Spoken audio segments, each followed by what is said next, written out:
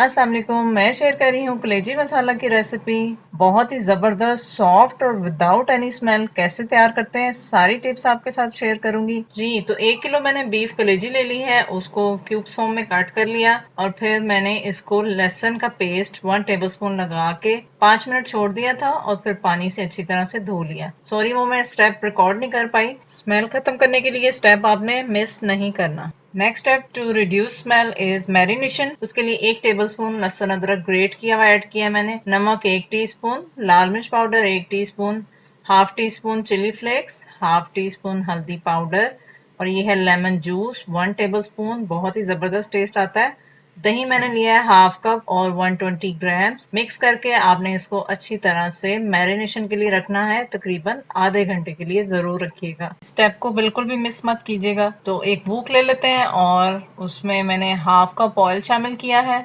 उसमें 2 बड़ी इलायचियां, 2 सब्ज इलायचियां, 1 दालचीनी और 1 टीस्पून साबुत जीरा ऐड किया है और खुशबू आने तक आपने इसको मीडियम फ्लेम पे फ्राई कर लेना है। एक बड़े साइज की प्याज मैंने चॉप की हुई ऐड की है और आप ग्रेट की भी ऐड कर सकते हैं, लेकिन स्लाइस की भी ऐड ना कीजिएगा क्योंकि हमें ग्रेवी को स्मूथ बनाना है। और मजीद कुकिंग टाइम को रिड्यूस करने के लिए मैंने टोमेटोज भी चॉप कर लिए थे।